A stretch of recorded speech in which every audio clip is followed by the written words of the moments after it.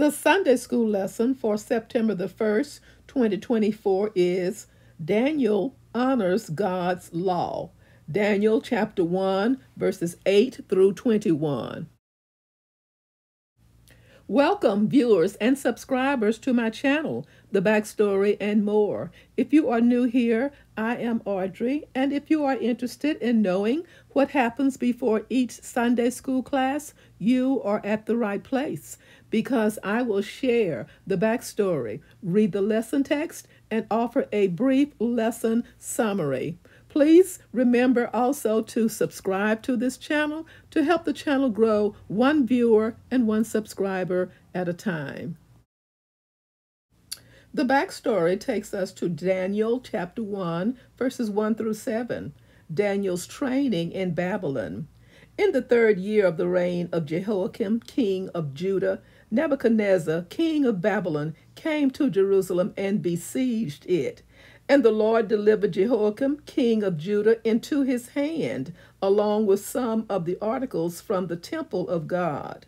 These he carried off to the temple of his God in Babylonia, and put in the treasure house of his God.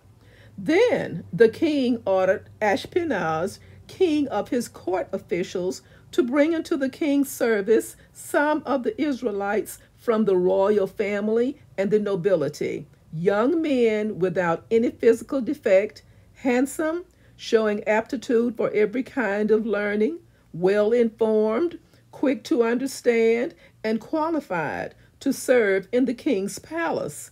He was to teach them the language and literature of the Babylonians. The king assigned them a daily amount of food and wine from the king's table. They were to be trained for 3 years, and after that, they were to enter the king's service. Among those who were chosen were some from Judah: Daniel, Hananiah, Mishael, and Azariah. The chief official gave them new names. To Daniel, the name Belteshazzar; to Hananiah, Shadrach; to Mishael, Meshach; and to Azariah, Abednego. The backstory ends here, and our lesson begins with verse 8. Verse 8, but Daniel purposed in his heart that he would not defile himself with the portion of the king's meat, nor with the wine which he drank. Therefore he requested of the prince of the eunuchs that he might not defile himself. Verses 9 through 10. Now God had brought Daniel into favor and tender love with the prince of the eunuchs. And the prince of the eunuchs said unto Daniel, I fear my lord the king, who hath appointed your meat and your drink. For why should he see your faces worse likening than the children which are not of your sort? Then shall ye make me endanger my head to the king. Verses 11 through 12. Then said Daniel to Melzar, whom the prince of the eunuchs had set over Daniel, Hananiah, Mishael, and Azariah, prove thy servants, I beseech thee, 10 days, and let them give us pulse to eat and water to drink. Verses 13 through 14.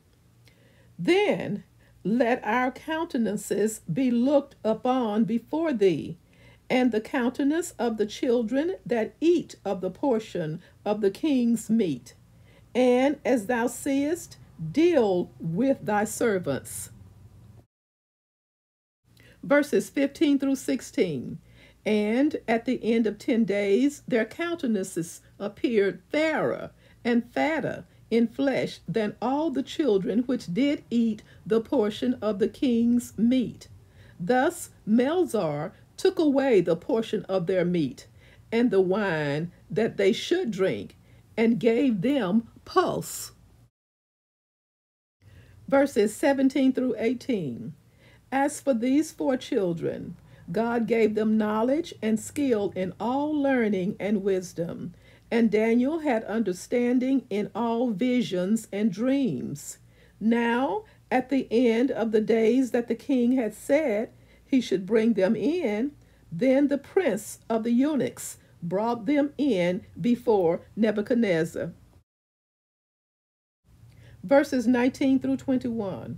And the king communed with them, and among them all was found none like Daniel, Hananiah, Mishael, and Azariah. Therefore stood they before the king, and in all matters of wisdom and understanding that the king inquired of them, he found them 10 times better than all the magicians and astrologers that were in all his realm. And Daniel continued even unto the first year of King Cyrus. A very brief summary. This passage begins with Daniel's heartfelt conviction that eating the royal food and wine would lead to defilement. Jewish law prohibited eating certain kinds of food. Daniel also may have been avoiding food and drink associated with pagan temple offerings. Or perhaps Daniel thought it inappropriate to eat festive food such as meat and wine during Israel's time of exile, a time of Jewish mourning. Another possibility should be considered. Daniel knew that even in exile, the Jews were to maintain a distinct identity. They could not simply blend in with surrounding cultures. To adopt all foreign practices was to defile themselves and forsake their Jewishness. Daniel knew, though, that one can learn about the ways of other people without accepting those ways.